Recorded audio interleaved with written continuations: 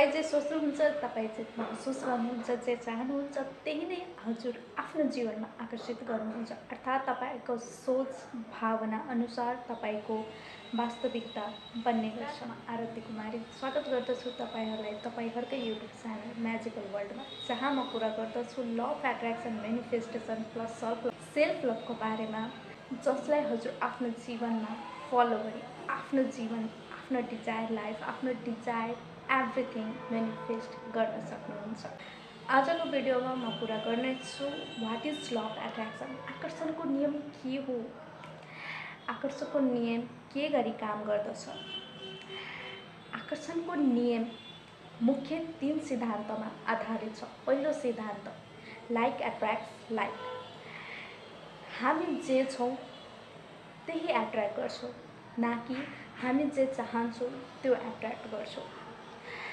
कहिले सोच्नु भएको छ जब हजुरको जीवनमा ह्याप्पिनेस आउँछ तब हजुर ह्याप्पिनेसको बारेमा सोचिराख्नु भएको हुन्छ, चारैतर्फबाट हजुरलाई खुसीको खबरहरू मिलिरहेको हुन्छ, चारैतर्फबाट हजुरले ह्याप्पिनेस एट्र्याक्ट गर्नुहुन्छ।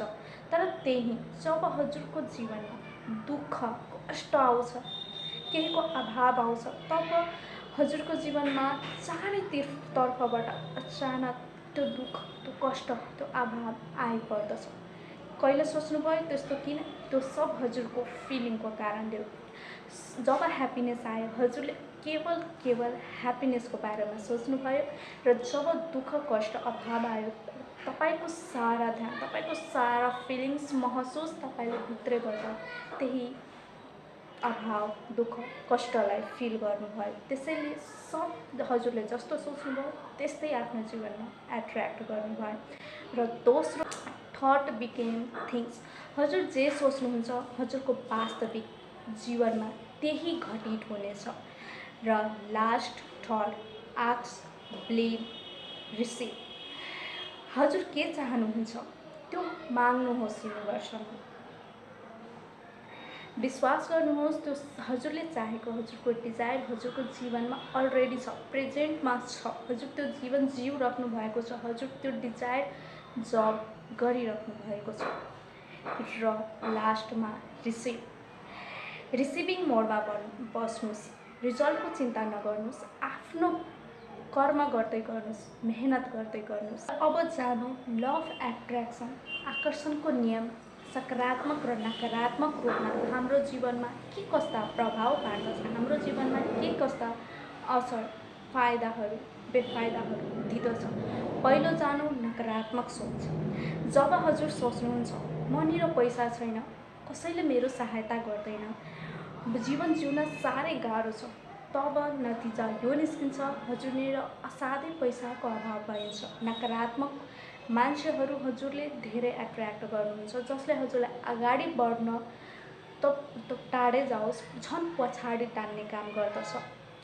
र जथाभावी पैसाको अभाव हजुरको जीवनमा बढ्दै जान्छ, किनकि हजुरको फिलिङ्स, हजुरको भाइब्रेसन, भित्रको गट फिलिङ्स अभाव, ल्याक, गुनासो र डरमा आधारित हुन्छ।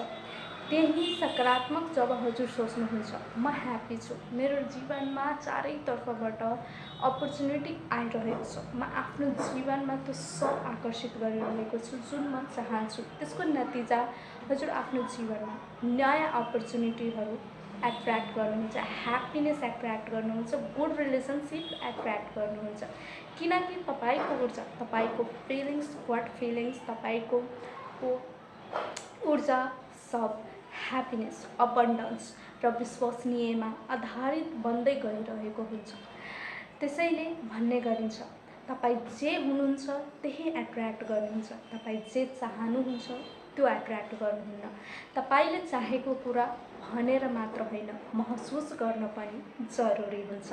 र हाम्रो जीवनमा पनि हामी जे छौँ त्यही युनिभर्सले हामीलाई रिटर्नमा दिनुहुन्छ। र हाम्रो भाइब्रेसन, हाम्रो भित्रको कम्पन नै हाम्रो वास्तविक बनाउने बिउ हो।